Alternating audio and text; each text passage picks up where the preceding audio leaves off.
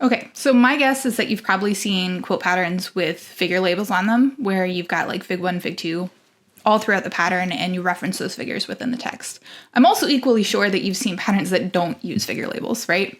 That's my preference, but I'm going to talk about kind of the pros and cons of each and why you would want to use one over another. So here's an example of what I'm talking about. This would be an example of a pattern that doesn't use figure labels. We've got basically the instructions and then the associated figures right near the text, right? So we're taking one square of fabric A and we're marking both diagonals, which you can see in this figure that's right underneath it. And then you come down here and you pair that marked square with the square of fabric B, and so a 1/4 inch to either side of the lines and so on, right? And so the next kind of 3 steps are lumped together in one figure where you take that paired marked square and you sew and cut, and then you get your 8 HSTs down here. Pretty straightforward, right? We're not using figure labels, but I don't think there's really much confusion about which figure each is showing. It's fairly close to the text, and it kind of follows as you see the transformation of each piece.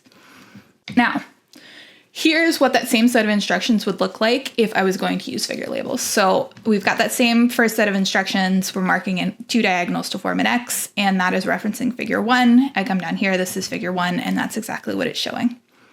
Same thing, I'm going to pair that marked square with a fabric B square, that's figure 2. We're referencing it here, and then there's our figure label down there. You sew on either side of both marked lines, and that's referencing figure 3, which we see right there. So both ways are kind of equally acceptable.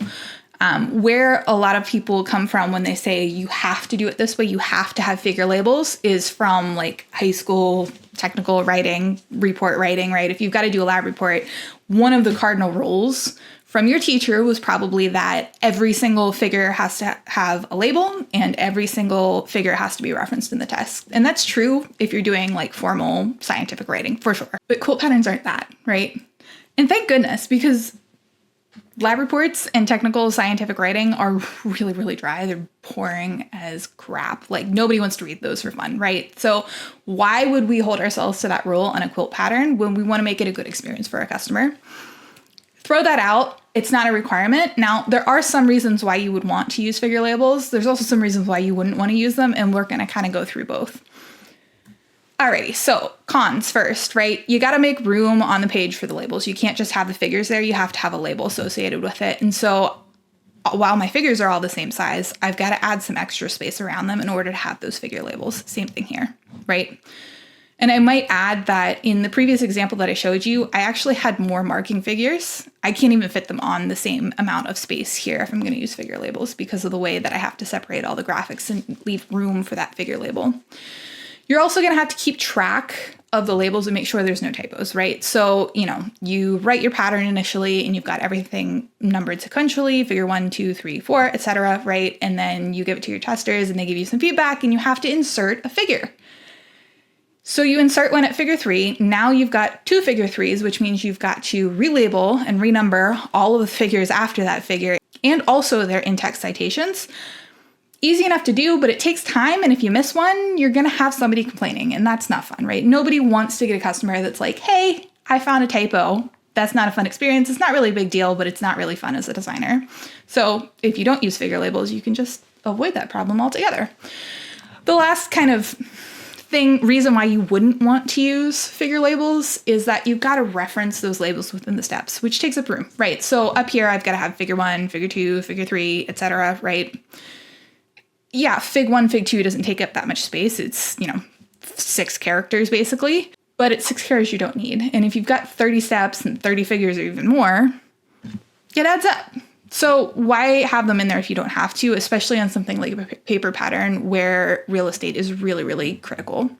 Now, what are some reasons why you might want to use figure labels? Well, you know exactly which step each figure is showing. I would argue without using them, you probably still know that. There's generally not a lot of confusion there, but if you're doing something really non-standard, you're not making standard HSTs or flying geese or things that people are familiar with, you're doing something a little bit more crazy, sometimes it's nice to know exactly what portion of the figure the instruction's referring to.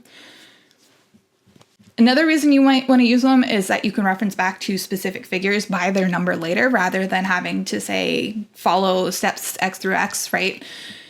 Whether that's really helpful or not, I don't know. I personally prefer to refer to steps because generally you don't want to just refer to the figure itself. You want to refer to the process that is associated with that figure, which means instruction steps as well, right? So hit or miss there, but maybe that's one reason you want to use them.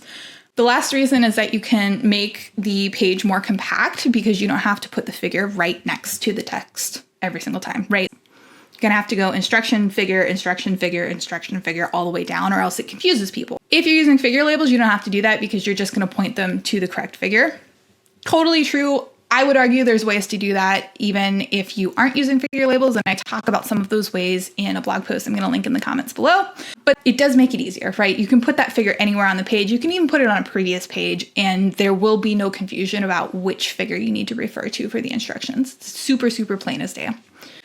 So those are kind of the reasons why you might want to or might not want to use figure labels. It's totally up to you, but don't get locked into this thought that it's a requirement because that's what somebody drilled into you in high school.